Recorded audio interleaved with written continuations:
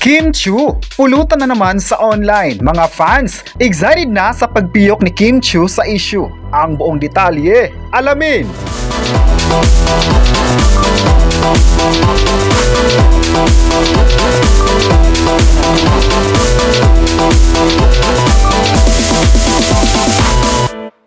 Tila sinagot na ni Kim Chiu ang chikang prigi siya sa pamamagitan ng pagbabahagi ng isang workout video sa kanyang Facebook account. Makikita sa video na nasa gym ang actress at tinatry na iangat ang isang mabigat na barbell. Wala namang inilagay na anumang caption si Kimi, pero hinala ng netizens ay binahagi ng actress ang kanyang workout video bilang pagtanggi sa kumakalat na chismis ngayon na buntis siya.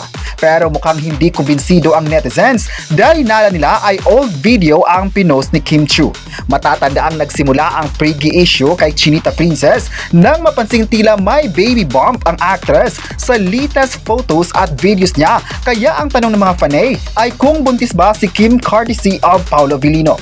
Pero kaagad namang ipinagtanggol ng kanyang mga tagahanga ang actress at say nila sobrang busy ng schedule ni Kim Chiu at sunod-sunod ang trabaho kaya hindi raw true ang chika. May nagsabi pang imposible sa ngayon ang mabuntis si Kim Chiu dahil wala pa ito sa plano ng actress at ipinaalala pa nila ang pagbubuking ni Bella Padilla na nagpa-freeze ng egg si Kimi for future plans of having a baby at hindi pa raw ngayon. Anyway, hinihintay pa rin na magsalita si Kim tungkol dito. Dahil dito ay marami sa mga fans ang nadismaya sa naging balita na ito dahil gusto talaga nila na magkakanak na ang kapamilya actress. Pero ayon naman ng mga fans, sisikapin pa rin nila na magiging totoo ang spekulasyon ng mga mimang netizens tungkol dito. Marami naman sa social media ang nagsabing pwede naman raw na magkakaroon ng anak si Kim dahil nasa tamang edad na ito at nagustuhan nila si Paolo Avellino. May nagsabi naman na kahit anong issue pa ng mga bashers kay Kim Chiu, always pa rin silang susuporta nito.